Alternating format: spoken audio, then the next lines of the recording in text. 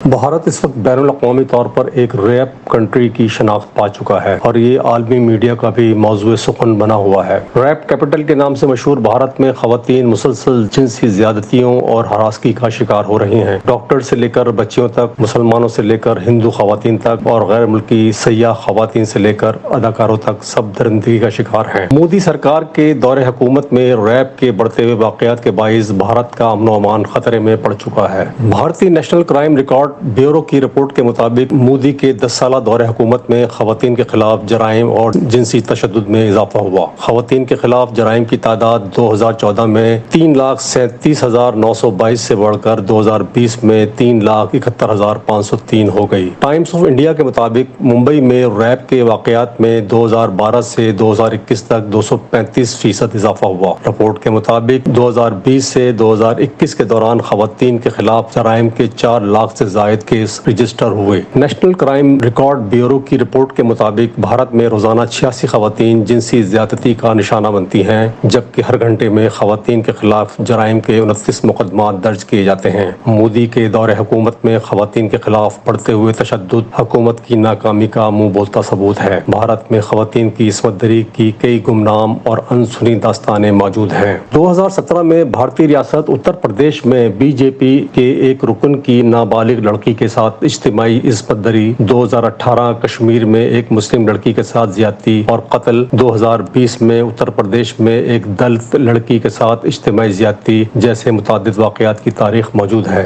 2002 میں گجرات فسادات کے دوران اجتماعی زیادتی کا شکار بلقیس بانو کے گناہ کاروں کو 2022 میں مودی کے کہنے پر رہا کر دیا گیا۔ کمزور عدالتی نظام کے باعث بھارت میں عصمت دری کے بہت سے واقعات میں مجرموں کا احتساب نہیں کیا جاتا۔ زیادہ تر عصمت دری کی اطلاع نہیں دی جاتی ہے کیونکہ عصمت دری کا شکار ہونے والی خواتین ہندوستان اور پوری دنیا میں انتقامی کارروائی اور ذلت سے ڈرتی ہیں۔ ہندوستانی اراکین پارلیمنٹ نے کہا ہے کہ ہندوستان میں عصمت دری کے مسئلے کو کم سمجھا جا رہا ہے کیونکہ بہت سے کیسز رپورٹ نہیں ہوتے ہیں، حالانکہ زیادہ تر متاثرین تیزی سے سامنے آ رہے ہیں اور عصمت دری اور جنسی حملوں کی رپورٹ کر رہے ہیں۔ ایک اندازہ ہے کہ عصمت دری کے 54% جرائم غیر رپورٹ ہوتے ہیں۔ اقوام متحدہ کے 57 ممالک کے مطالعے سے اندازہ لگایا گیا ہے کہ دنیا بھر میں عصمت دری اور جنسی حملوں کے صرف 11% واقعات رپورٹ ہوتے ہیں۔ لاکھوں کی تعداد میں جنسی درندگی کا شکار ہونے والی بھارتی خواتین آج بھی انصاف کی منتظر ہیں۔ بھارت کے عدالتی انصاف کی تاریخ کا جائزہ لیا جائے تو پتہ چلتا ہے کہ 4 میں سے 1 کیس کے ملزم کو سزا ملتی ہے اور دیکھنے میں یہ آیا ہے کہ ان میں سے بھی کئی اپیل میں بری ہو جاتے ہیں۔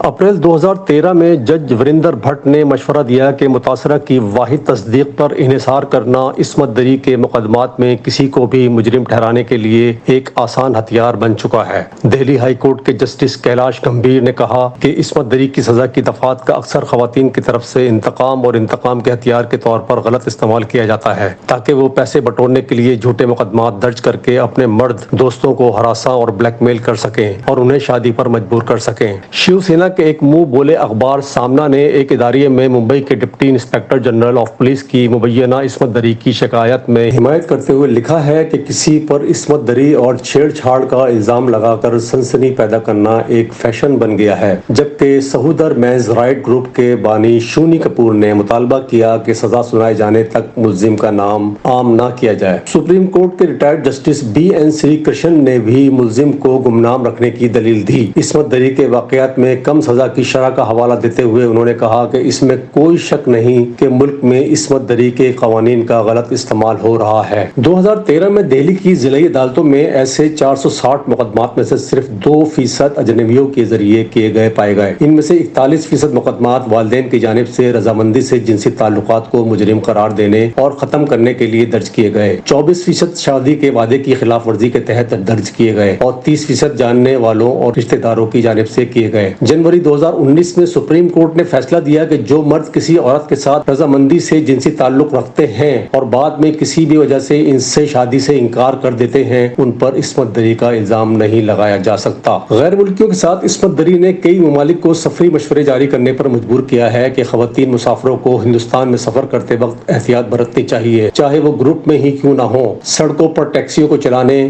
رات کے وقت پبلک ٹرانسپورٹ استعمال کرنے سے گریز کریں اور مقامی ڈریس کوڈز کا احترام کریں۔ کریں، کسٹم اور الگ تھلگ علاقوں سے بچیں۔ مارچ 2013 میں ایک سوئس جوڑے نے جو اورچھا سے آگرہ تک سائیکل چلا رہے تھے، دتیا ضلع کے ایک گاؤں میں ایک رات کے لیے کیمپ لگانے کا فیصلہ کیا۔ وہاں 8 مقامی لوگوں نے ان پر جسمانی طور پر حملہ کیا، لوٹ مار کی گئی، آدمی کو زبردستی باندھ دیا گیا، جبکہ گاؤں میں 39 سالہ خاتون کی اس کے شوہر کے سامنے اجتماعی عصمت دری کی گئی۔ سوئس حکومت نے 2013 میں ہندوستان میں ہونے والے ریپ اور دیگر جنسی جرائم کی بڑھتی تعداد کے بارے میں ایک ٹریول ایڈوائزری جاری کی تھی۔ عصمت دری کی خبروں کی کوریج اور تازہ ترین ٹریول ایڈوائزری نے ہندوستانی سیاحت کی صنعت کو پریشان کر دیا ہے۔ کچھ میڈیا رپورٹس میں کہا گیا ہے کہ ہائی پروفائل ریپ کیسز کی وجہ سے سیاحوں کی تعداد پچھلے سال کے مقابلے میں 20 سے 30% کمی واقع ہوئی ہے۔ ایک ایجنسی نے بتایا کہ 500 کاروباروں میں سے 70% سے زائد کا سروے کیا گیا، جس میں برطانیہ، امریکہ اور کینیڈا سے خواتین سیاحوں کی جانب سے منسوخی کی اطلاع دی گئی، اور اس کے ساتھ مجموعی طور پر 25% کی کمی واقع ہوئی۔ تاہم بھارت میں سیاحوں کی تعداد 2012 میں 6.5 ملین سے بڑھ کر 2013 میں 6.8 ملین ہو گئی۔ 2014 میں سیاحوں کی آمد میں 2013 کی سطح کے مقابلے میں مزید 10% اضافہ دیکھا گیا۔ جنوری 2015 میں ہندوستان کی وزارت سیاحت نے خواتین سیاحوں کے لیے ہنگامی ہیلپ لائنز متعارف کروائیں۔ ہندوستانی حکومت نے اپریل 2015 میں اعلان کیا کہ سیاحوں کو اب آمد پر امیگریشن افسر کی طرف سے ان کی حفاظت کو یقینی بنانے کے لیے وسائل کے ساتھ ایک استقبالیہ کارڈ دیا جا رہا ہے۔ تمام ٹیکسیوں میں GPS ایمبیڈڈ ٹریکنگ سسٹم متعارف کرایا جا رہا ہے اور سیاحوں کی ہیلپ لائنز غیر ملکی زبانوں میں قائم کی گئی ہیں۔